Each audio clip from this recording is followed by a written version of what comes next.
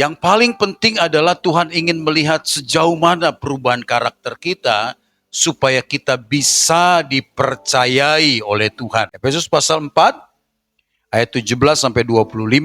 Manusia baru, demikian bunyi firman Tuhan, sebab itu kukatakan dan kutegaskan ini kepadamu di dalam Tuhan, jangan hidup lagi sama seperti orang yang tidak mengenal Allah dengan pikirannya yang sia-sia dan pengertiannya yang gelap, jauh dari hidup persekutuan dengan Allah, karena kebodohan yang ada di dalam mereka dan karena kedegilan hati mereka. Perasaan mereka telah tumpul sehingga mereka menyerahkan diri kepada hawa nafsu dan mengerjakan dengan serakah segala macam kecemaran. Tetapi kamu bukan demikian, kamu telah belajar mengenal Kristus. Karena kamu telah mendengar tentang Dia dan menerima pengajaran di dalam Dia menurut kebenaran yang nyata dalam Yesus, yaitu bahwa kamu berhubung dengan kehidupan kamu dahulu harus menanggalkan manusia lama yang menemui kebinasaannya oleh nafsunya yang menyesatkan, supaya kamu dibaharui di dalam roh dan pikiranmu, dan mengenakan manusia baru yang telah diciptakan menurut kehendak Allah di dalam kebenaran dan kekudusan yang sesungguhnya. Ayat 25. Karena itu buanglah dusta dan berkatalah benar seorang kepada yang lain, karena kita adalah sesama anggota. Puji Tuhan. Saudara, ini adalah foto yang diambil ketika seorang pemimpin gangster yang sangat ditakuti di Jepang, itu namanya Yakuza. Dan ini adalah pemimpinnya. Ini adalah pemimpinnya, saya lupa namanya. Dia ini orang yang sadis sekali. Bisa dibilang pembunuh berdarah dingin karena dia menancap orang, membunuh orang, menyakiti orang, menyiksa orang, itu sangat sadis sekali. Sampai sekali waktu pada akhirnya dia ditangkap. Nah, sekali waktu dia mendapatkan pelayanan dari seorang hamba Tuhan dan memberikan kepadanya Alkitab. Karena dia tidak punya teman bercakap-cakap, dia terisolasi, dia tidak punya kegiatan apa-apa, maka iseng-iseng dia baca Alkitab itu. Dia makin baca, dia makin tekuni, dan dia mendapatkan jamahan Tuhan, jamahan Roh Kudus. Sampai akhirnya dia memutuskan untuk bertobat. Saudara, orang sesadis dia ini gak gampang bertobat. Karena sudah rusak jiwanya. Sudah rusak karakternya. Sudah hancur gambar dirinya. Tidak mudah.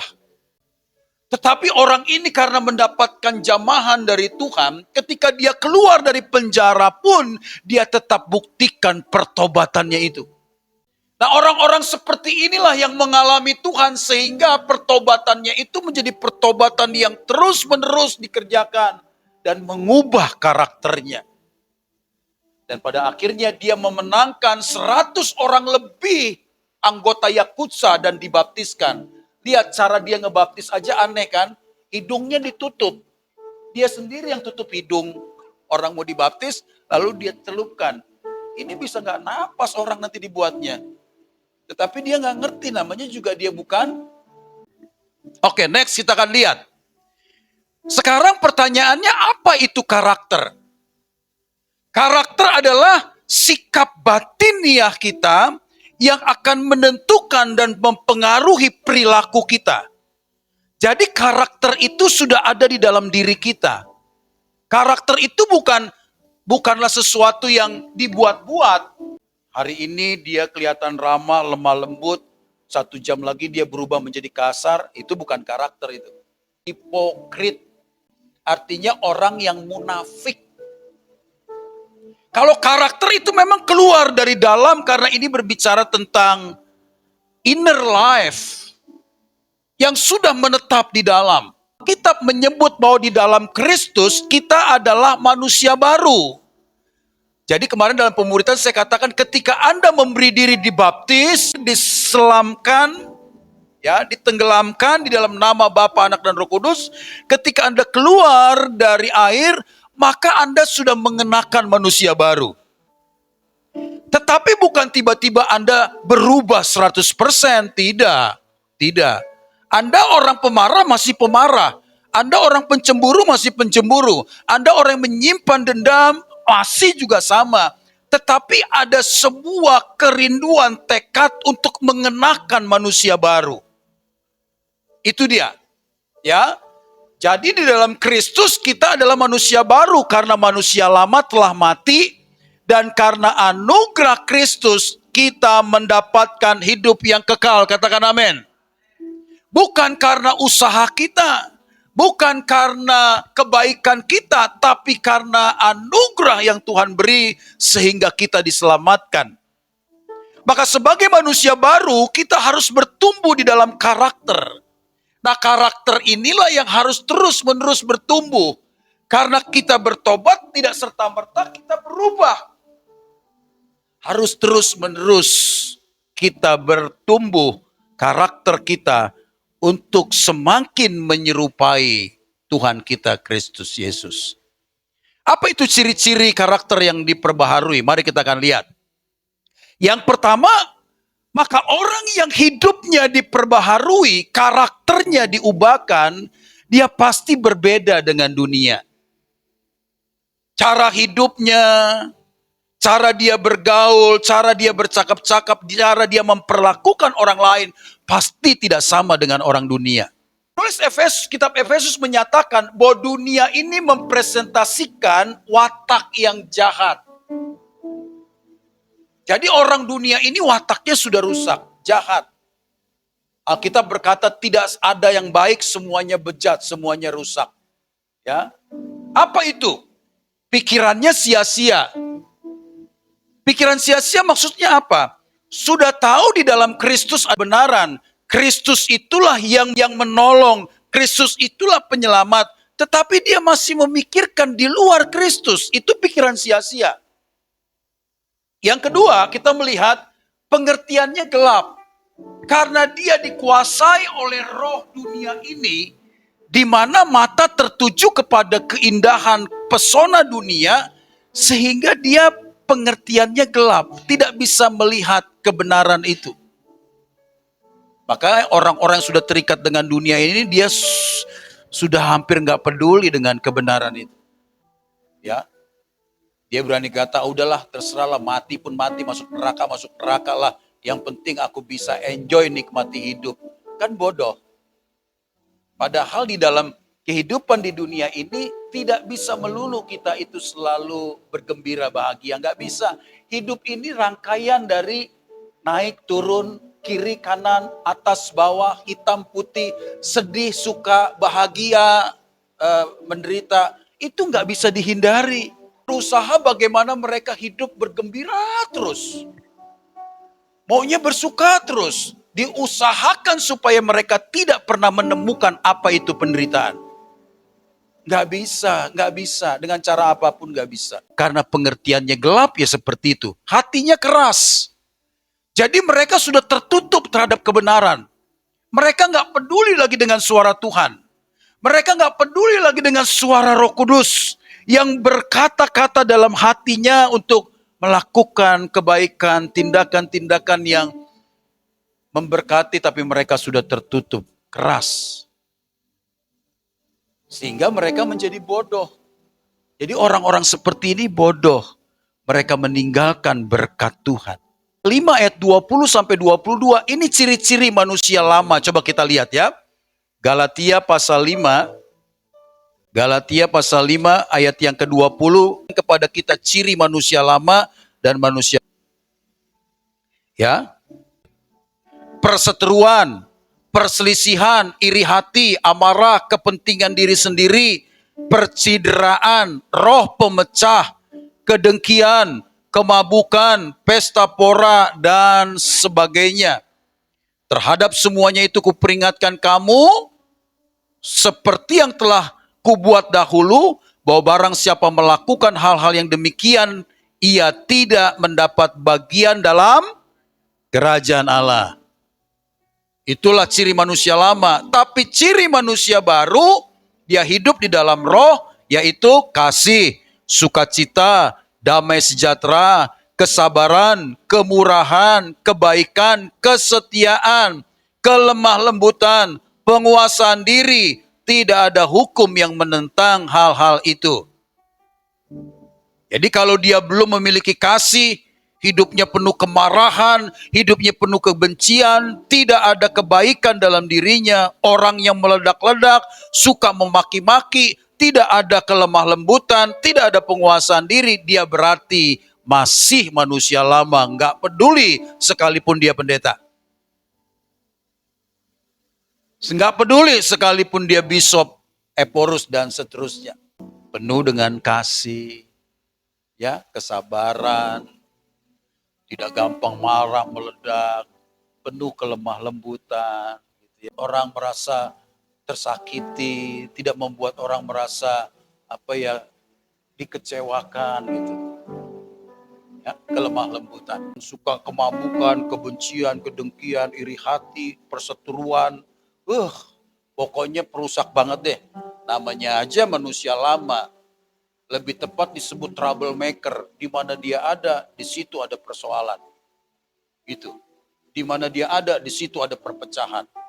Waduh, repot. Dan anehnya, orang ini selalu saja ada di mana-mana. Gak bisa kita bilang gak ada mereka. Karena orang-orang seperti begini juga yang membuat kita mengerti arti dari kesabaran. Jadi mereka ini bisa menjadi guru bagi kita. Jadi guru.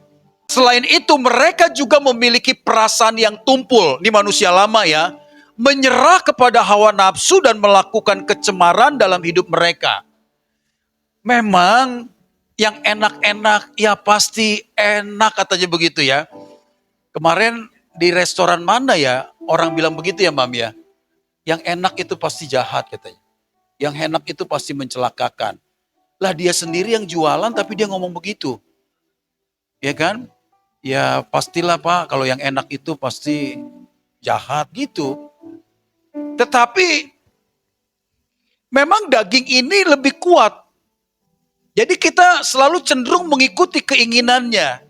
Karena enak yang ditawarkan itu adalah enak yang instan. Kalau dalam Tuhan kan kita kan harus punya disiplin, punya kesungguhan, perlu untuk mati terhadap keinginan ini dan itu. Perlu kita untuk semakin hari semakin hanya ingin berkenan kepada Tuhan. Oh itu gak gampang. Tapi kalau ngikutin keinginan dunia dengan segala tawarannya itu paling gampang menyenangkan. Ya, paling gampang. Langsung saja Anda keluar dan Anda lakukan apa yang menjadi hasrat keinginan nafsumu, itu akan segera Anda dapatkan. Tapi kalau untuk menemukan kesenangan sukacita dalam Tuhan, itu butuh proses. Enggak tiba-tiba kita berdoa mengalir sukacita. Enggak, kadang-kadang kita berdoa pun rasanya kok Tuhan enggak jawab, Tuhan enggak dengar, sampai kita merasa kayaknya Tuhan enggak ada gitu. Butuh proses sampai betul-betul kita klik. Tapi orang-orang yang sudah klik dengan Tuhan, nah seperti pemimpin Yakutsa ini, dia berani untuk berbayar harga dan menjadi orang yang militan dalam Tuhan. Maka sebagai manusia baru kita harus berseberangan dengan sifat atau tindakan dunia. Karena Bapak Ibu ingat, kita ini gereja. Gereja itu berasal dari kata eklesia yang artinya dipisahkan dari dunia. Supaya kita memiliki cara hidup yang tidak sama dengan orang dunia. Supaya kita itu bisa bersinar menjadi terang bagi kegelapan. Itu artinya eklesia. Nah kalau hidup kita tidak ada ubahnya dengan mereka, lalu apa yang bisa kita saksikan tentang Kristus? Orang kan berkata, lah Pandoko di Madisi, beresinlah dulu dirimu, bereskanlah keluargamu, beresinlah ini itu, baru kau datang lagi ke sini dan ceritakanlah tentang Kristusmu. Karena orang itu lebih ingin melihat sejauh mana perubahan hidup kita. Baru dia mau mendengar. Ya, saya percaya mengapa pemimpin Yakutsa ini bisa sampai membaptiskan 100 orang lebih anggota gangster Yakutsa. Karena mereka pasti melihat perubahan dalam dirinya. Kalau dia masih mabuk juga, masih ngebunuh juga, masih sadis juga, orang gak akan mungkin mau menyerahkan diri kepada Tuhan. Ya, nah itu sebabnya Bapak Ibu dikasih Tuhan, posisi kita ini sudah berbeda dengan mereka yang belum mengalami penebusan. Jadi orang-orang yang tidak mengalami penebusan, dia nggak peduli tentang keselamatan itu. Kita yang sudah diselamatkan pun kadang-kadang nggak peduli tentang keselamatan itu. Mengapa saya katakan nggak peduli? Buktinya kita nggak ada keseriusan untuk mengerjakan keselamatan kita. Buktinya kita nggak serius mau berurusan dengan Tuhan. Sama saja hidup kita. Cuman kita kemas aja sedikit bahwa kita orang Kristen yang melayani, kita bilang kita hamba Tuhan. Tetapi kalau kita perhatikan cara hidup kita, nggak ada ubahnya dengan mereka yang kenal Tuhan. Sadis-sadis juga, pelit-pelit juga, nggak peduli sama penderitaan orang, tutup telinga, tutup mata terhadap teriakan orang. Sama, nggak ada ubahnya. Karena orang yang sudah hidup di dalam Kristus, dia pasti mengenakan karakter Kristus. Karakter Kristus itu adalah seorang yang mudah tergerak hatinya.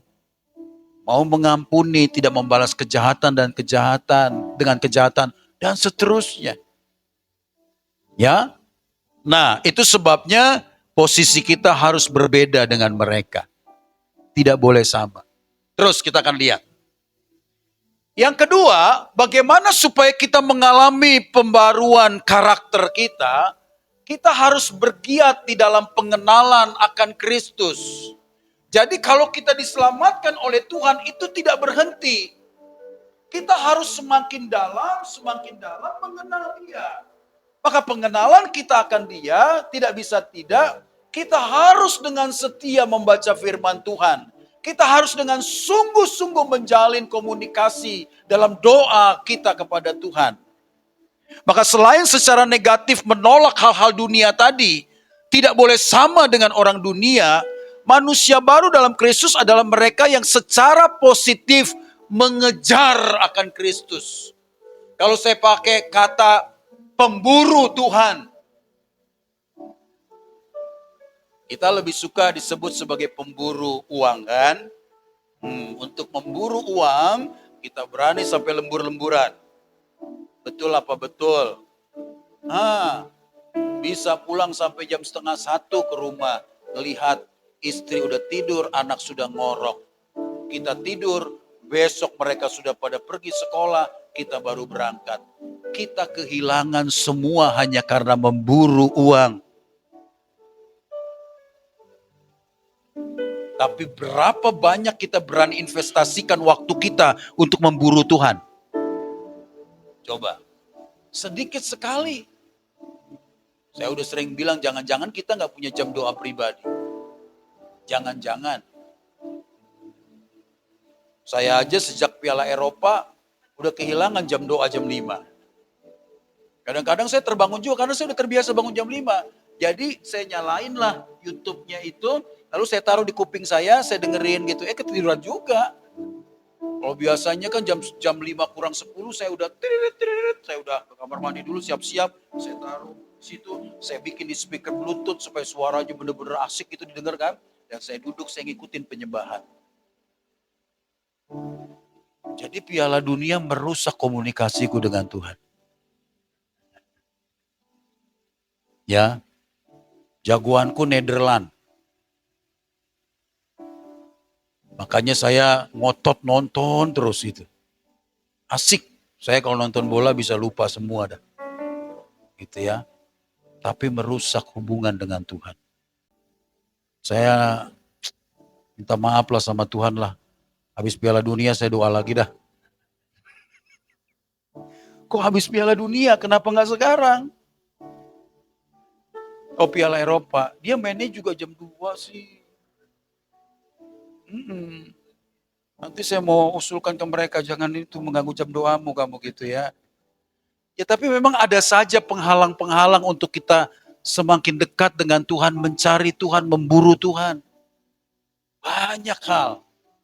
Tapi kalau untuk memburu uang, coba kita nih habis nonton bola udah ngantuk-ngantuk.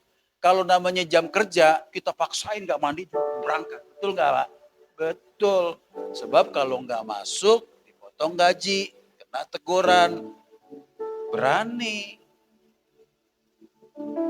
Kenapa hal yang sama kita nggak bisa lakukan untuk Tuhan, menjadi pemburu Tuhan? Sulit ya? Sulit. Karena kita masih menempatkan sesuatu lebih berharga daripada Tuhan. Terus next kita lihat. Dari mana karakter itu terbentuk? Dari pengenalan akan Kristus. Maka kalau kita lihat Amsal 4 ayat 20-23 dikatakan begini. Hai anakku, perhatikanlah perkataanku. Firman Tuhan kan? Lalu apa? Arahkanlah telingamu kepada ucapanku. Ucapan siapa? Ucapan Tuhan kan? Nah, janganlah semuanya itu menjauh dari matamu. Simpanlah itu di lubuk hatimu. Karena itulah yang menjadi kehidupan bagi mereka, mendapatkannya dan kesembuhan bagi seluruh tubuh mereka. Jagalah hatimu dengan segala kewaspadaan, karena dari situlah terpancar kehidupan. Jadi firman Tuhan itulah yang membentuk karakter kita. Kalau kita dengar-dengaran akan firman Tuhan, dan kita mengarahkan telinga kita kepada ucapan Tuhan, semuanya itu akan membuat kita terbentuk. Terbentuk. Saya percaya kenapa orang-orang tokoh-tokoh Alkitab begitu militan, berani sekali untuk hidup bagi Tuhan, seperti Sadrak, Mesak, Abednego, seperti Yusuf, seperti orang-orang muda yang mencintai Tuhan. Karena di dalam Ulangan Anda lihat, kebiasaan orang Israel itu memperkatakan firman siang dan malam. Kalau di rumah kita yang diperkatakan apa? Maki-makian. Itu yang membuat anak terbentuk. Coba kalau siang malam di rumah kita diperdengarkan firman Tuhan. Betapa luar biasanya keluarga itu. Pagi-pagi, bangun, cepat sekolah. Bego lo, gitu. Cepat gitu. Maki-makian, sumpah serapah gitu. Gak dimulai dengan firman Tuhan. Gini caranya, saya mau kasih tahu ya. Kan di YouTube itu ada renungan yang cuman suara doang. Setel aja itu pagi-pagi. Setelah mereka berdoa, kita berdoa. Sebelum mereka berangkat ke sekolah sambil sarapan, perdengarkan aja itu. Ya, perdengarkan itu. Siang dan malam. Maka anak itu akan menyimpan perkataan Tuhan itu. Kalau saya sekarang doa itu udah nggak saya lagi yang bacain renungan. Saya bilang daripada saya capek-capek sama aja. Saya pencet aja, tek, dia ngomong sendiri. Kita dengar sama-sama. Itu, dia jelasin. Zaman sekarang semuanya dipermudah. Cuman kitanya aja yang nggak punya kemauan. Itu sajanya kuncinya. Kita emang nggak punya gairah, nggak punya keinginan. Kalau di rumahmu diperdengarkan firman Tuhan siang dan malam, betapa anak-anak itu bertumbuh menjadi anak-anak yang takut akan Tuhan.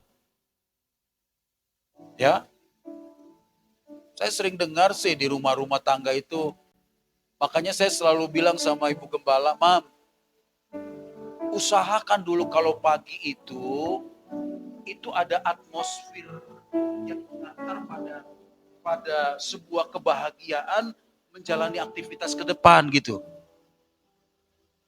Jangan, bangun, jangan begitu. Itu mengganggu ini loh, mengganggu apa ya? Suasana hati betul.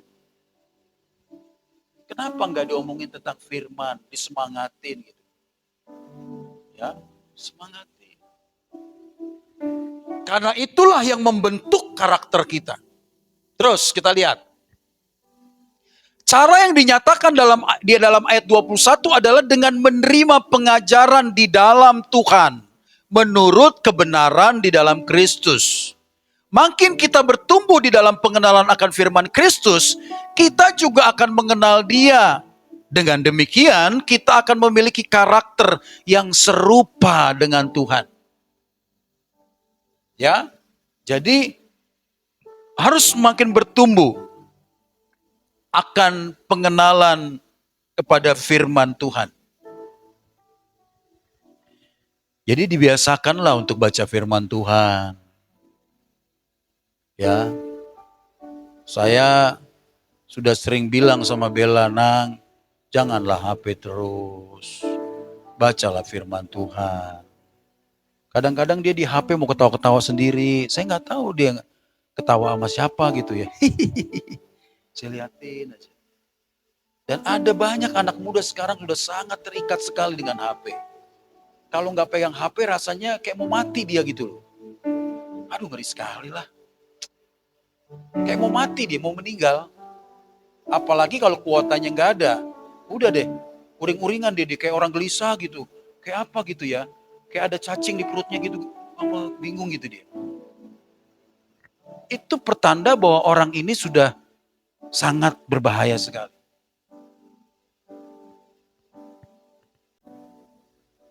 Kalau saya sering debat sama Ibu Gembala, Papi ini HP terus. Dia nggak tahu kalau saya pegang HP bukan kayak orang cuma scrolling lagi ketentuan. Enggak. Saya ikutin podcast gitu ya. Saya suka ikutin logika filsuf kayak gitu-gitu. Supaya saya makin banyak pengetahuan. Saya ini kan tiap hari, tiap minggu khotbah 3 kali, 4 kali di gereja yang sama. Ketemu lu lagi. Ente lagi. Nah kalau khotbah saya begitu-begitu terus kan saya nggak dalam. Bayangin, hari Minggu 2 kali, hari Sabtu sekali, hari Jumat sekali. Kalau doa puasa sekali, kalau ibadah WBI sekali. Hitung aja.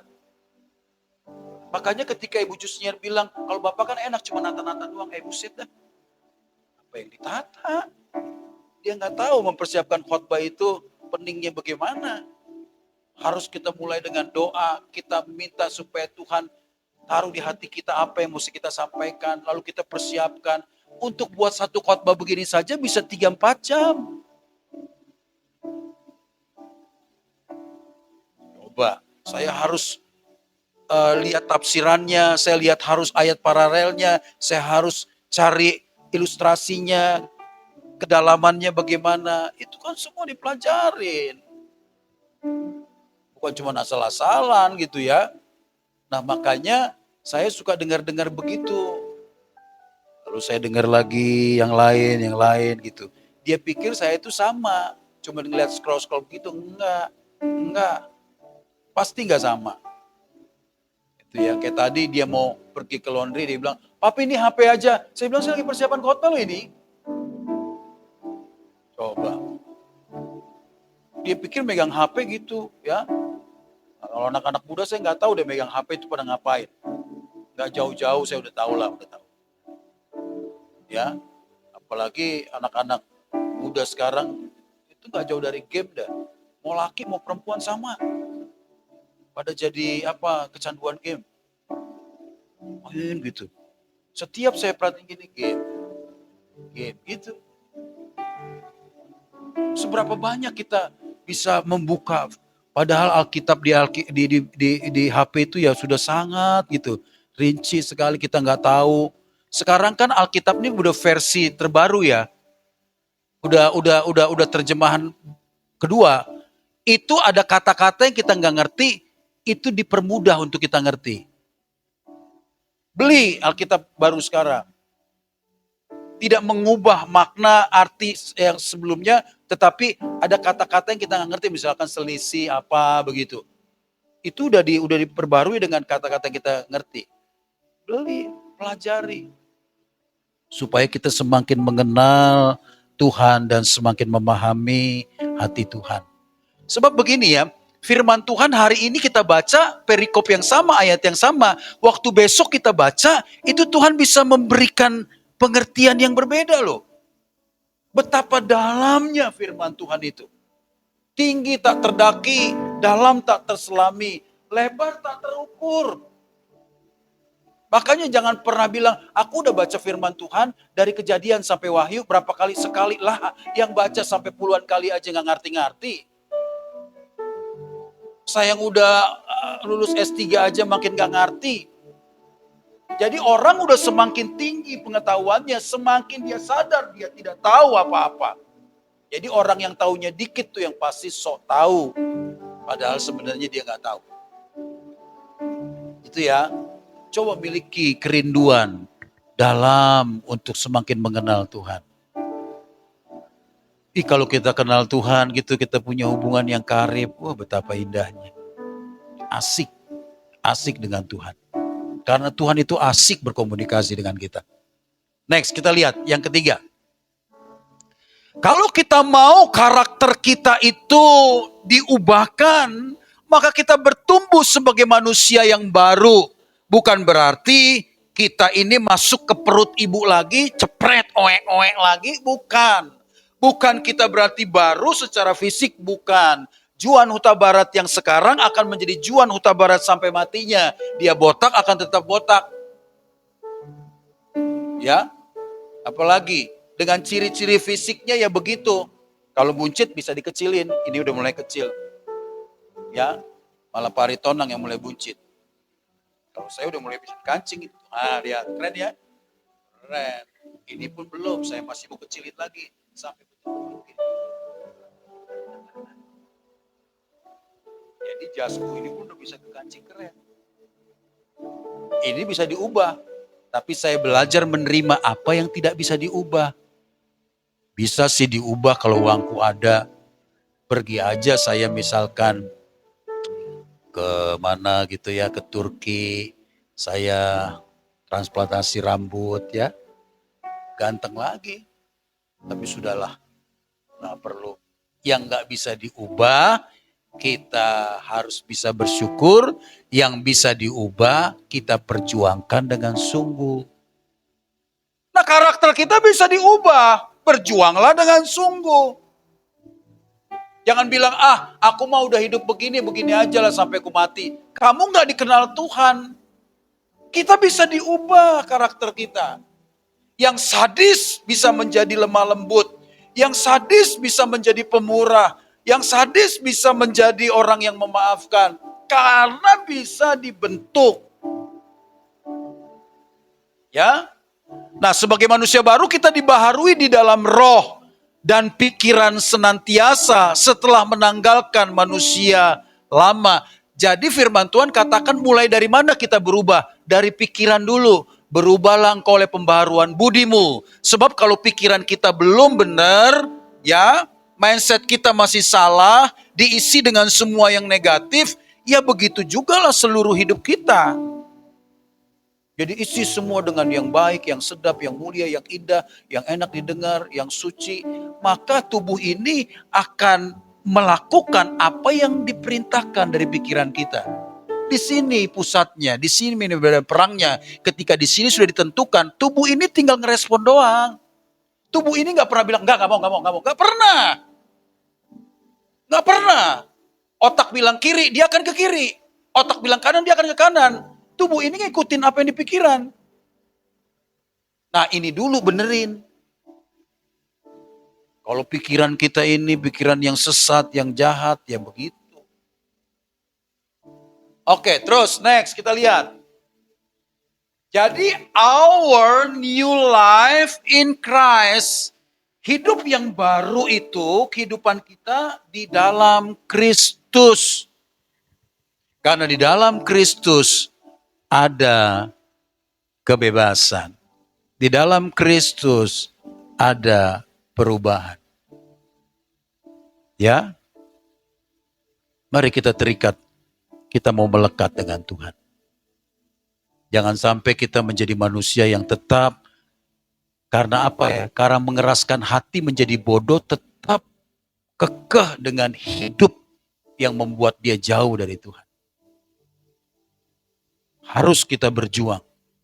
Harus kita punya disiplin. Untuk kita betul-betul menjadi murid-murid Kristus. Terus next. Nah, proses hidup itu disebut sebagai hidup di dalam kebenaran. Bukan proses hidup di dalam yang menyesatkan. Kebenaran dan kekudusan sesuatu yang tidak mungkin terjadi di dalam manusia lama. Ini harus manusia baru yang mengenakan cara hidup Kristus.